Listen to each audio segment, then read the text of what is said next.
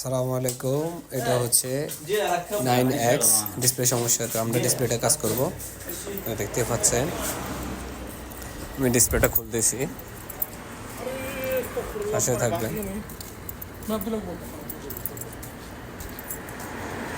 তো থিনা দিয়ে দিবেন, থিনা দিয়ে দিলে একটু তাড়াতাড়ি খুলে, মানে আরামসে খোলা যায়।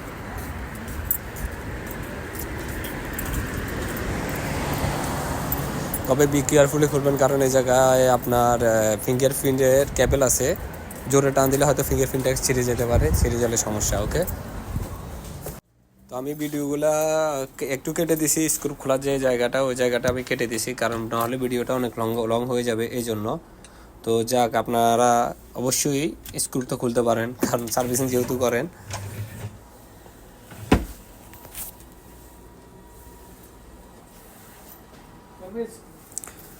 তো অবশ্যই ব্যাটারিটা খোলার সময় একটু থিনা দিয়ে দিবেন, ঠিক আছে। আর ডিসপ্লেটা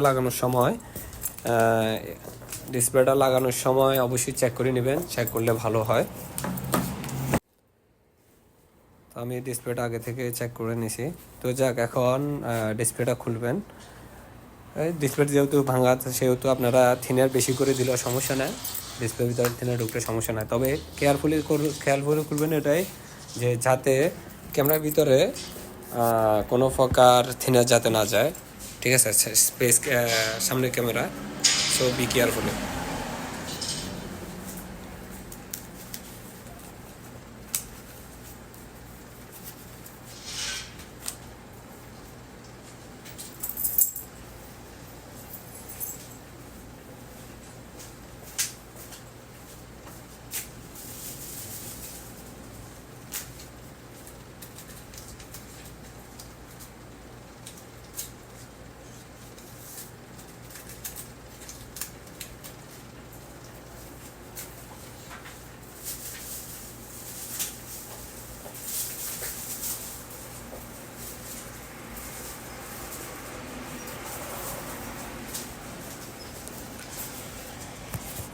তো আমি ডিসপ্লেটা লাগানোর আগে আমি ফ্রেম থেকে এগুলা, ওই যে আটাগুলা দেখা যায়, আটাগুলো আমি ক্লিন করে ফেলাই। অবশ্যই ক্লিন করলে ডিসপ্লেটা অ্যাকুরেটলি বসে। তো আমি ডিসপ্লেটা ক্লিন করে ডিসপ্লেটা বসাই দিছি। এখন আপনারা দেখতে পাচ্ছেন।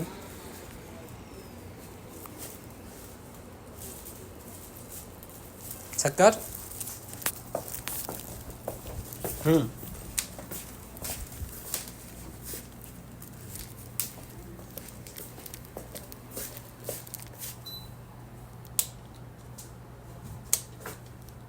খালাস সাক্কার, খালাস সাক্কার, আদা আলিন সুগল। তো যাক, আজকে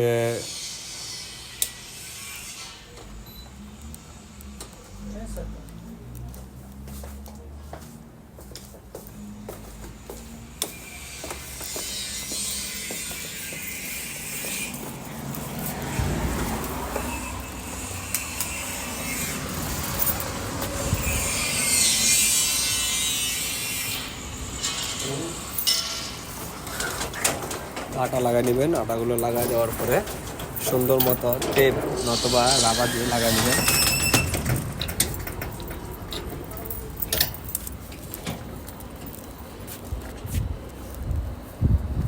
তো আপনাদের জন্য এত কষ্ট করে ভিডিও করা, তো ভিডিওতে সাপোর্ট করবেন। সাপোর্ট করলে সাপোর্ট পাবো, তাহলে আরও নতুন মডেলের মোবাইলে সার্ভিসিং করতে ভালো লাগবে। আর যদি সাপোর্ট না করেন তাহলে তো ভালো লাগবে না। আসসালামু আলাইকুম ওয়া রাহমাতুল্লাহি ওয়া বারাকাতুহু।